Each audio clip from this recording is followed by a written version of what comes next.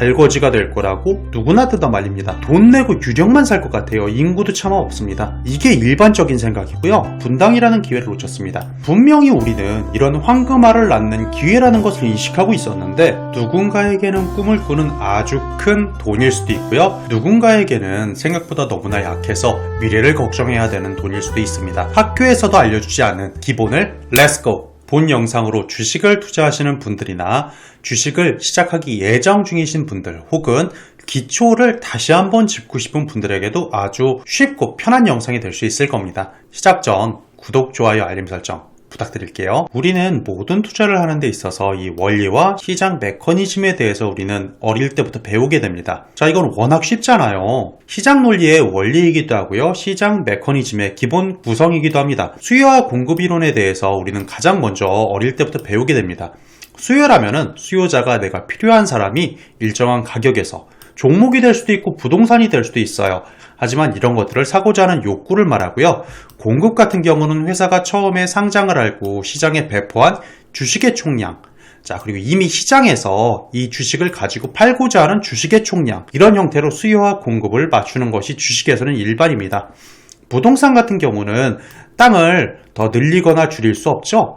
자, 그런 것들은 자산의 범주이기는 하지만 지금 이 시간에는 가장 기본의 원리인 시장 메커니즘에 대한 설명이기 때문에 이 부분은 패스하고 넘어가도록 하겠습니다. 수요는 이런 겁니다. 오늘은 비싸서 하나만 사야 되겠다. 이렇게 하면 수요는 떨어지게 될 거고요. 아, 싸니까 많이 사야지 라고 해서 싸면은 많이 사고 싶고, 공급자 입장에서는 비싸게 팔아도 많이 사네? 그럼 가격은 오르게 될 거고요. 아무도 안 사네. 아우, 싸게 팔아야 되겠다 라고 하면 가격이 떨어집니다. 그럼 공급 곡선과 수요 곡선, 이런 것들로 우리는 어렸을 때 수요와 공급을 배웠습니다. 하지만 시장에 적용을 해보면 조금 다른 것들을 경험하게 됩니다. 사람들에게 왜 투자를 하느냐고 묻는다면 경제적 자유를 원한다. 그렇게 해서 나는 황금알을 낳는 거위처럼 투자를 해서 성공을 할 거야 라고 이야기를 합니다. 자, 수요와 공급 이론이 어디서 가장 먼저 흔들리냐면 외환이 시장 논리에서 가장 먼저 무너집니다. 자, 문제를 하나 낼 거예요. 살아서는 가지도 못하고 죽어서만 갈 수 있고요. 알거지가 될 거라고 누구나 뜯어 말립니다.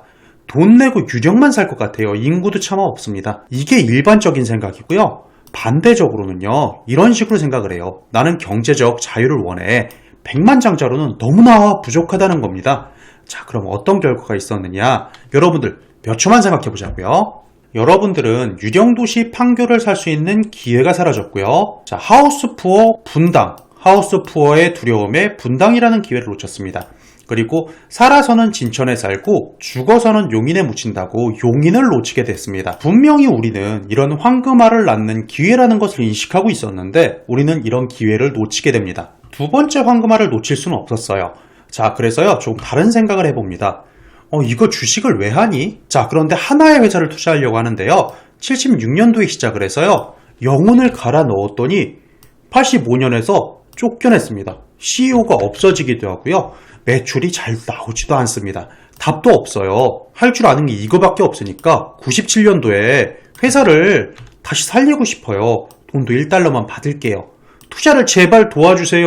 우린 이런 것들을 왜 할까요? 수요와 공급에도 맞지도 않고요. 그때는 투자를 하지도 않습니다. 근데 왜 기회는 항상 이런 곳에 있을까요? 맞습니다. 방금 기업은 애플입니다.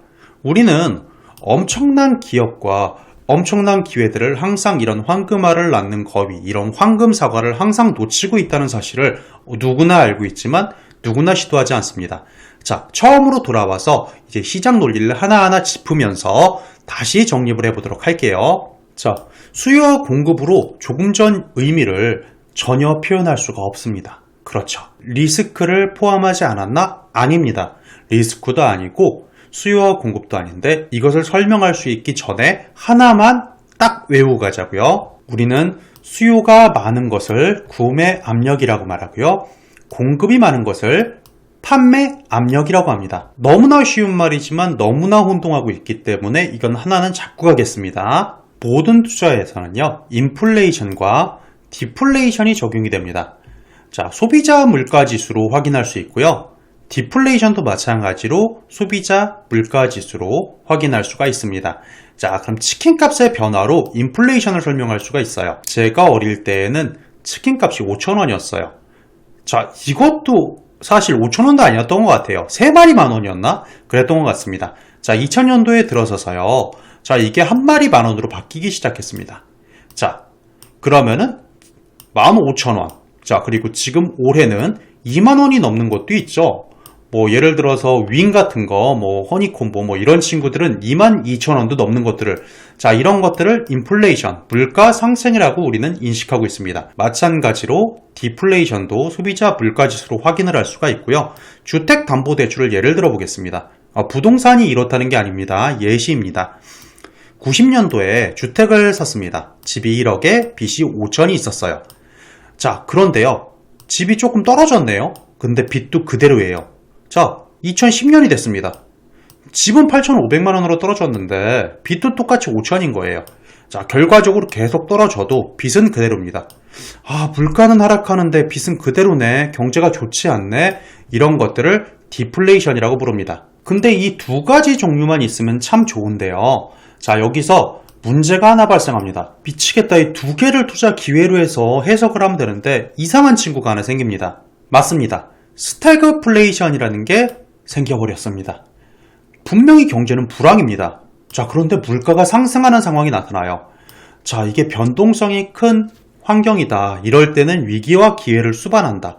혹은 경제학 용어에서는 스태그플레이션이라고 말을 하지만 우리 상식과 다른 현상들이 나타나게 됩니다. 보통 이런 것들을 원인 같은 경우 한 번씩 읽어보시면 좋습니다. 원자재 상승에 의해서 공급량이 감소하거나 통화량이 팽창으로 인해서 공급이 축소되거나 수요 측면의 인플레이션이나 정부 정책의 실패로 스태그플레이션을 만들 수가 있다는 사실을 우리는 사회적으로 배웠어요.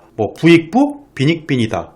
이렇게 우리들이 많이 배웠을 겁니다. 대책도 쉽게 잡지는 못하지만 우리 머릿속에 어렸을 때부터 뉴스를 접했던 통화정책을 조정하거나 금리를 조정하거나 혹은 재정정책 등 여러가지 노동시장의 유연성이라든지 국제협력과 인플레이션을 타겟팅하면서 이런 것들을 해소하려고 굉장히 국가는 노력을 하게 됩니다. 이런 기본적으로 종목이든 부동산이든 수요와 공급을 이해한 사람들이 균형의 압력을 확인합니다. 투자를 할 때는 이게 판매 압력인가, 이게 구매 압력인가를 파악을 해서 타점을 잡기도 하고요. 부동산도 똑같습니다. 모든 투자는 동일합니다.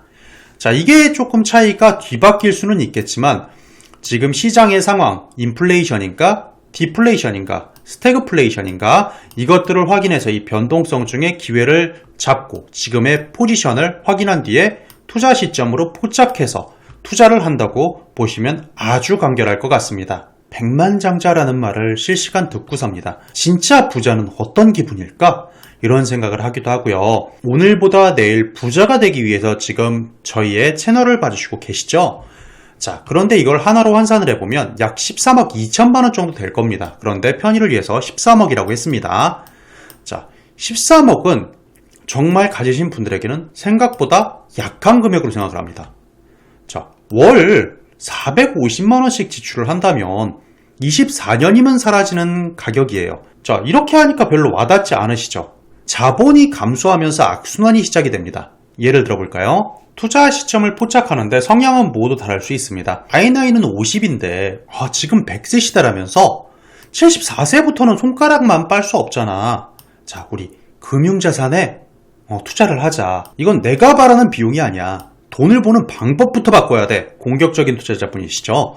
백만장자는 명사일 뿐이고 내 돈은 25년 내로 바닥이 날 거야. 주식이나 부동산을 하자. 막내 딸은 우리 엄마 아빠는 돈이 많아 라고 생각을 합니다. 계속 가봅시다. 이것을 부정적으로 해석해봤습니다. 내가 아플 수도 있어.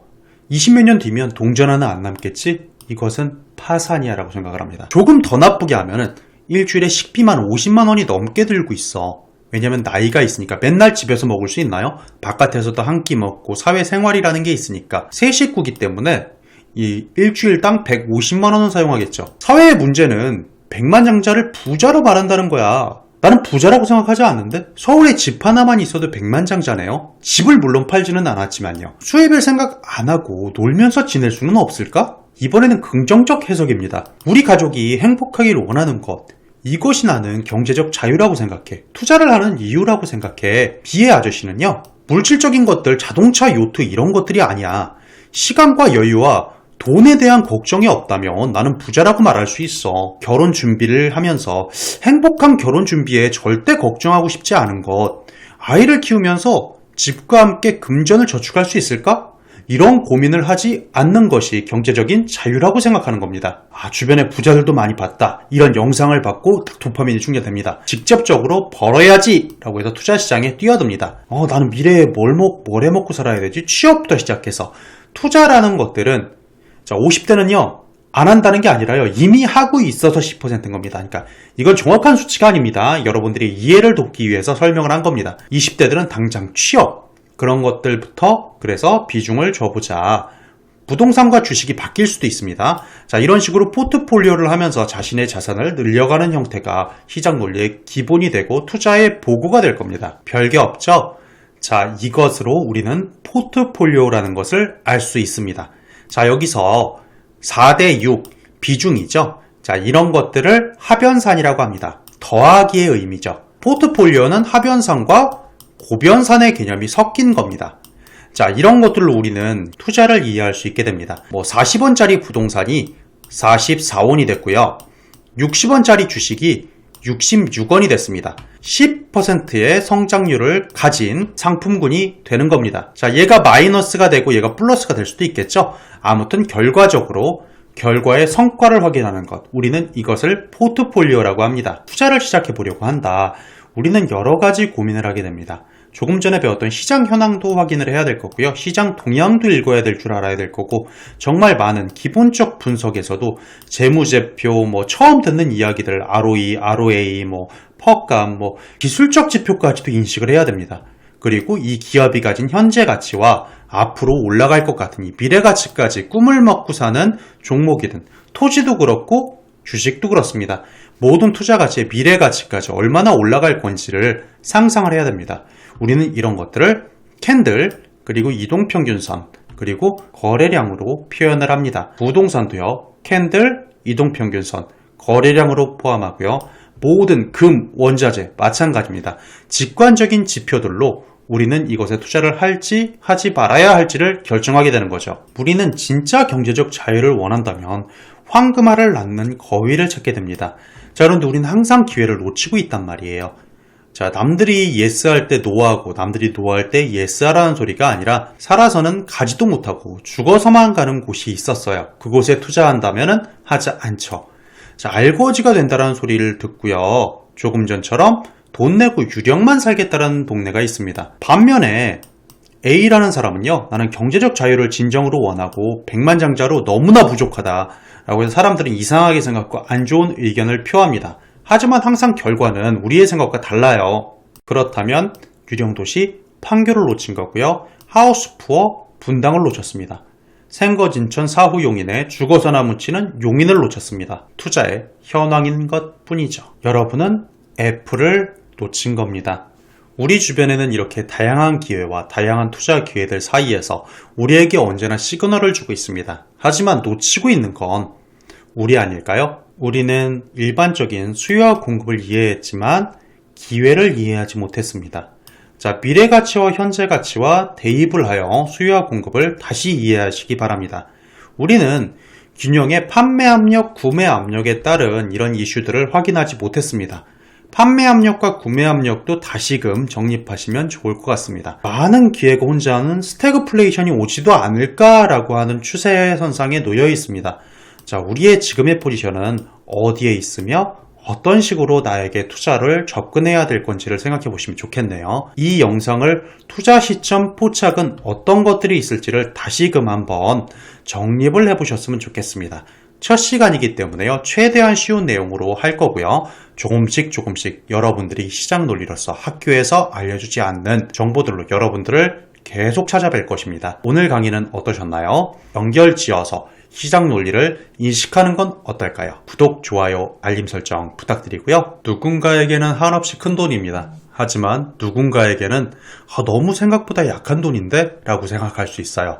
학교에서 알려주지 않던 시장 논리를 다음번에도 더 좋은 영상으로 여러분들께 인사드릴 수 있도록 하겠습니다.